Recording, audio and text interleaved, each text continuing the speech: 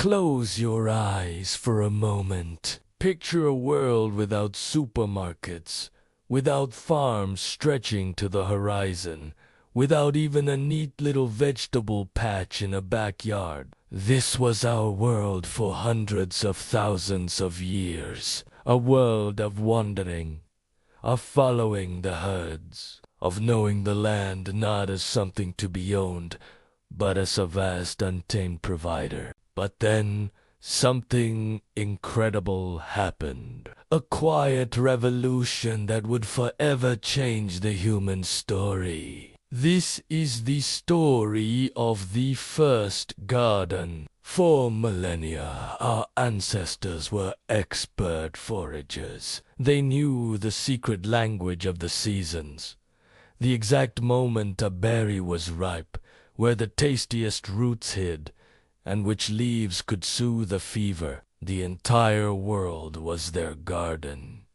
and they moved through it with a deep, intuitive understanding. They were participants in nature's grand rhythm, not its conductors. They watched seeds fall and sprout.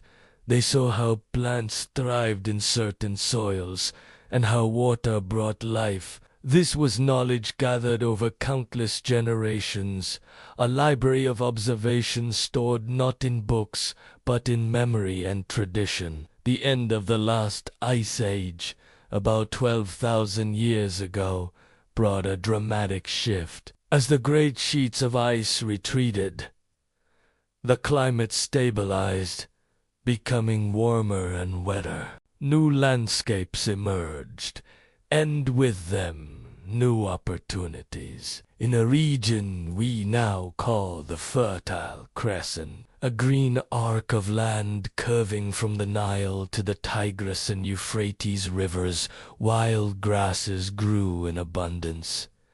These weren't just any grasses. They were the wild ancestors of wheat and barley. For hunter-gatherers, these dense stands of grain were a jackpot, a reliable and calorie-rich food source. At first, people would simply come to these areas to harvest the wild bounty. They would gather what they needed and move on. But a brilliant idea began to take root, perhaps as slowly and surely as the seeds themselves. What if they didn't have to wander so far? What if they could encourage these useful plants to grow closer to home, somewhere convenient and safe? This wasn't a single person's eureka moment. It was a gradual process, a slow dance of observation and experimentation.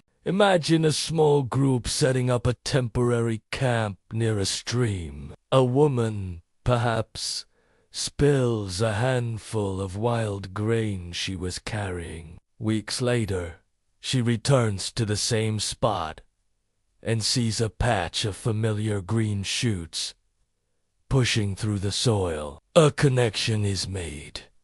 She sees that the seeds she dropped have grown. It's a simple observation, but it holds the power to reshape civilization. Maybe next time, she scatters the seeds on purpose, clearing away a few competing weeds. Maybe she notices that the plants grow better in the soft, damp soil near the water's edge. This was the birth of cultivation. It wasn't about dominating nature. It was a partnership. Early farmers learned to work with the land. They selected the best seeds to save for the next planting, the ones from plants with the biggest grains, the ones that didn't shatter and fall to the ground before they could be harvested. Unknowingly, they were practicing the art of artificial selection, gently guiding the evolution of these plants to better suit human needs. Over generations, while the incorn wheat, with its brittle stems and small grains, was transformed into the domesticated wheat we know today, with its robust stalks and plump, generous kernels. The first gardens were likely small, messy, and chaotic by our standards. They were probably mixed plots with grains, lentils, peas, and gourds all growing together, nestled in clearings near a settlement. Tending them was hard work. People used simple tools, digging sticks to break up the soil, stone sickles to harvest the grain. They weren't just planting seeds, they were planting roots. For the first time in human history, a significant number of people could stay in one place. This shift from a nomadic life to a settled one was profound. It led to the creation of the first villages. Places like Jericho, one of the oldest continuously inhabited cities in the world, sprang up. Here, people built permanent homes from mud brick, constructed walls for defense, and developed new social structures. Living together in larger groups required cooperation, planning, and rules. The surplus food they grew needed to be stored, protected, and distributed. The first garden wasn't just about food. It was about security. It created a buffer against the uncertainties of hunting and gathering. While a bad hunt could mean hunger for a day, a successful harvest could mean food for a year. This reliability allowed populations to grow. It freed up time and people for other pursuits. With a stable food supply, not everyone had to be involved in finding food every single day. This is where we see the explosion of human innovation. People began to specialize. Some became better farmers, others became skilled potters, creating vessels to store grain and water. Weavers created textiles from flax, another early domesticated plant.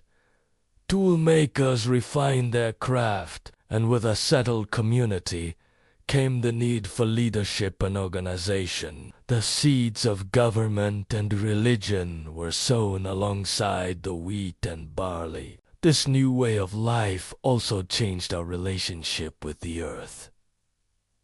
The concept of land ownership began to emerge. A family or a community had a vested interest in the particular plot of ground they tended. It was their source of life. They developed a deeper, more intimate connection to a single place. The seasons took on a new, more urgent meaning. The spring planting, the summer tending, the autumn harvest. These became the central events of the year, often marked by rituals and celebrations that honored the earth and the celestial bodies that governed the seasons. Of course, this transition wasn't a perfect utopia. Farming was backbreaking labor. Dependence on a few staple crops made early agricultural societies vulnerable. A drought, a flood, or a pest infestation could lead to famine. Diets, in some cases, became less varied than those of their forager ancestors, leading to new health challenges. Living in close quarters with other people and domestic animals also created new pathways for diseases to spread. But the momentum was unstoppable. The first garden was an idea that spread across the globe. Independently, in different parts of the world, people were having the same revolutionary thought. In China, communities along the Yangtze and Yellow Rivers began cultivating rice and millet. In the Americas, people in what is now Mexico started to domesticate corn, beans, and squash. In the highlands of New Guinea, it was taro and bananas. Each culture developed its own unique agricultural package, its own first garden, perfectly suited to its environment. This ancient story is still with us. Every time you eat a piece of bread, a bowl of rice, or a corn tortilla, you are tasting the legacy of those first gardeners. You are participating in a conversation with ancestors who, thousands of years ago, first looked at a wild seed and saw not just a meal for today, but the promise of a future. They learned to tend the earth with care, to nurture life from a single seed, and in doing so, they planted the world we live in today. It all started there, in that quiet revolutionary act of planting the first garden.